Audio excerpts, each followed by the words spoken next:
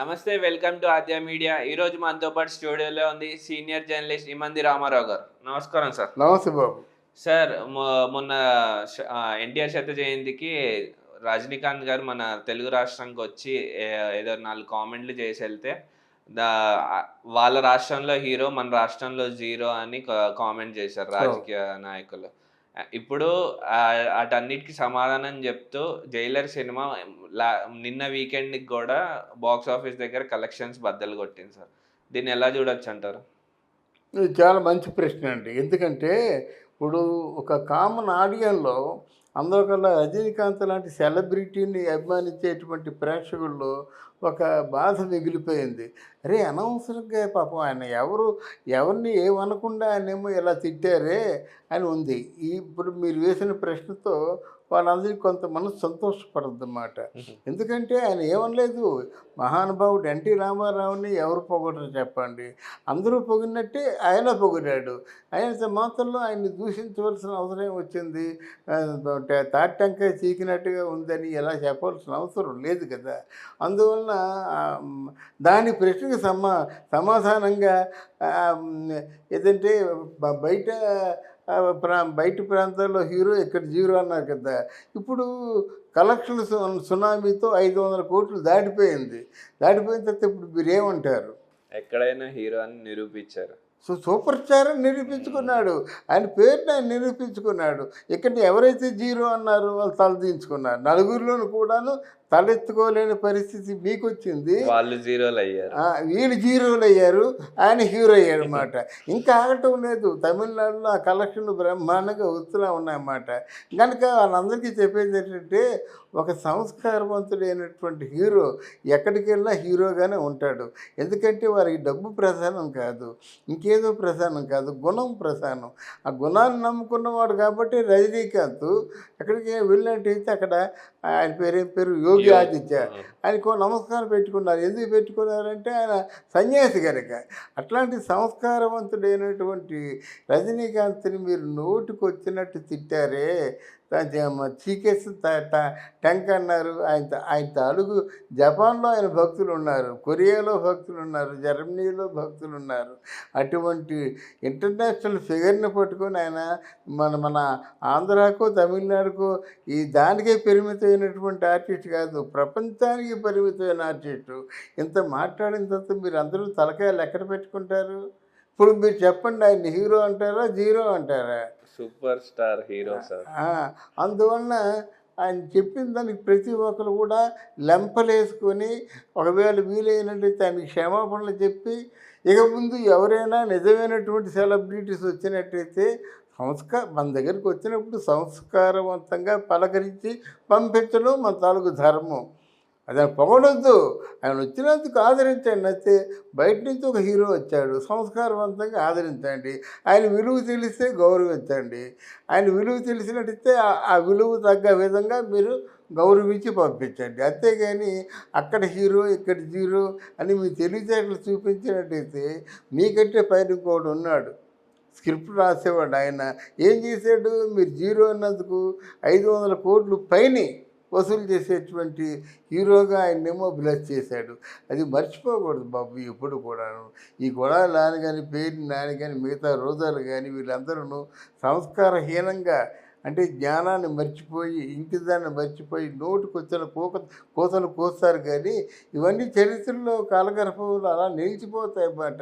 ఇంత దుర్మార్గంగా ప్రవర్తిస్తారా, ఇంత నీచంగా మాట్లాడతారా అని చరిత్రలో ఉండిపోతాయి అన్నమాట. ఆ రోజు పలానా రోజుని రజనీకాంత్ వస్తే మీరేం మాట్లాడారు? మళ్ళీ ఇప్పుడు మాట్లాడడం వల్ల ఎవరైనా తమిళనాడు వెళ్ళి మాట్లాడగలరా? స్టేజ్ మీద మాట్లాడినంతసేపు వాళ్ళు ఉంచుతారా? ధైర్యం కొడతారన్నమాట. అదే గుర్తుంచుకోవాలి. రజనీకాంత్ గారు ఆయన రికార్డులు ఆయనే బ్రేక్ చేస్తారు కదా సార్.